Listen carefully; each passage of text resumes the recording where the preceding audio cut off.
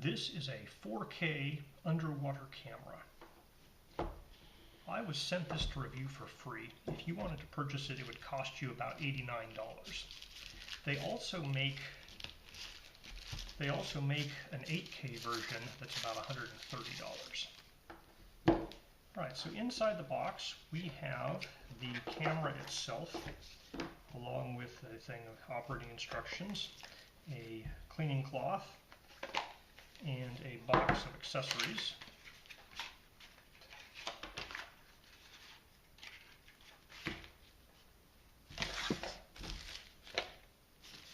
Right, so accessories are a very plain, cheap-feeling pouch, a USB A to C cable, and a wrist strap with little retaining clip there. The camera itself.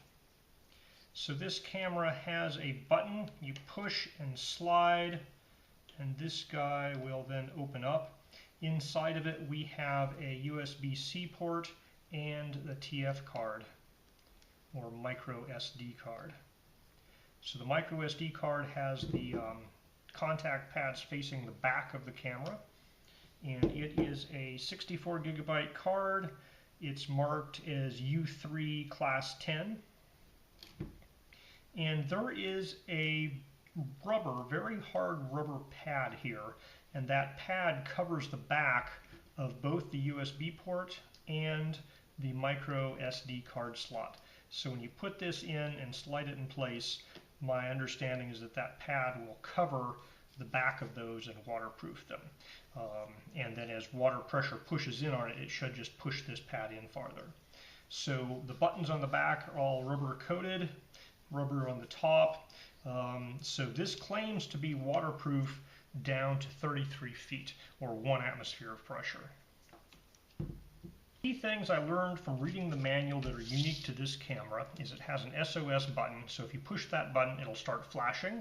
While that's flashing, the camera will not work. It's kind of a priority mode, and it won't turn off on its own, so this will eventually wear the battery down, so you want to make sure that you don't accidentally push that and leave it in the bag flashing. Also, if the camera needs to be reset, there's not like a reset button to push. There's this center button here which kind of has 2 arrows around a spot, and this button down here which has a return arrow. If you push and hold those 2 buttons together, it will reset the camera. So we have a power button here. You turn it on, camera will boot up, gives you a little welcome message, and then it'll take pictures. It says by default it's in fixed focus mode, which is from 1 meter out to infinity, so you can just push the button and it will take a picture. So in photo mode you can do your image settings. They have capture settings. They also have the setup where you can select the language and set date, and you can change the focusing method. So you can say, hey, I want semi-automatic. And so if the focusing method is semi-automatic, then when you push halfway down, it'll focus, and then you can take a picture. So it has a digital zoom. 18x is what it claims on the digital zoom. By default, the flash is off. There is a flash button here, so you can have auto flash, you can have always flash, or you can have continuous fill light. So if you're viewing images in the playback mode, you would think that the delete button would delete the images, but it just goes to the next image. It's a left-right button. It has a trash can icon, but it doesn't delete the images. So to delete the images, you push the menu button, and then you can say this image or all images, and hit OK, and that will delete the image. So to switch between playback mode and picture-taking mode, you use this button down here. And if you want to go into video mode, there's a button down here that has a video camera. You push that and it will change to a video camera. And currently it's set to full HD. And you can change this up to, it looks like 3840 by 2160 is the highest movie size. You can also go to a lower resolution, down to 640 by 480, or you can do 720p or 1080p. 1080p is the default. So by default, it takes a single picture. If you push this top button, you can say 3 or 5 picture burst, and when you push the picture,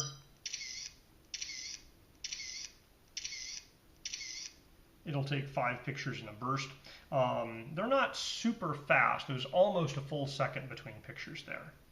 Have a face detect on and off. You can do a smile capture on and off where it'll take pictures when it sees people smiling. There's multi-snapshot, 5, 3, or single.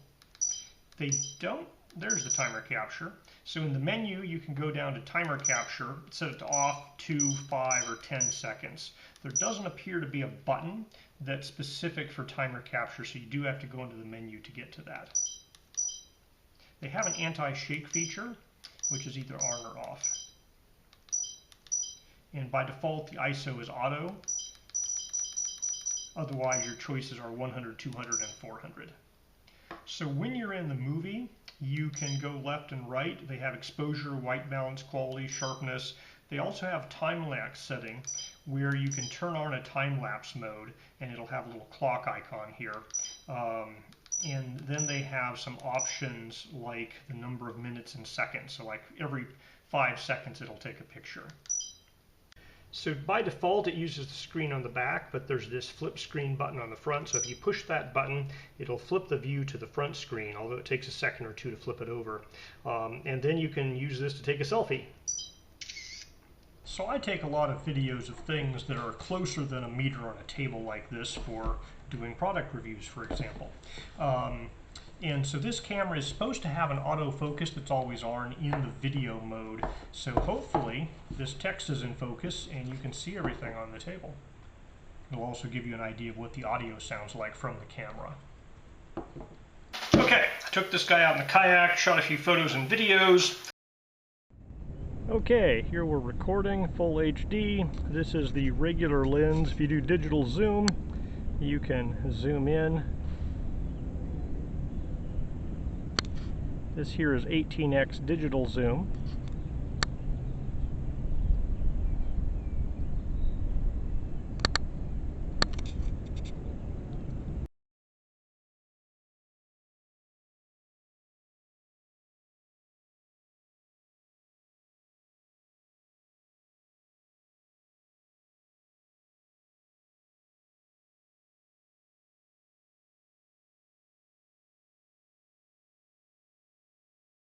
And then I dunked it underwater, probably about 6 feet deep. All right, let's try the underwater aspect of this guy.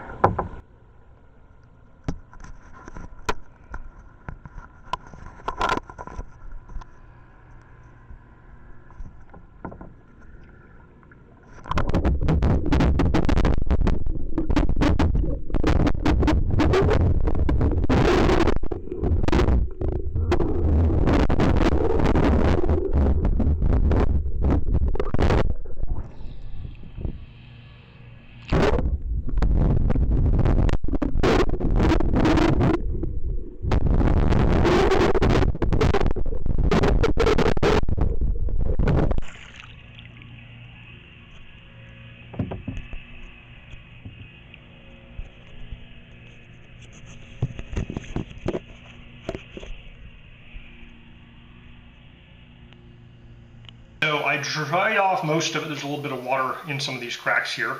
And really what I want to see is if there's water in here. And there doesn't appear to be. There's a little water on the edges, but in the actual ports where the SD card and the USB port are, those appear dry.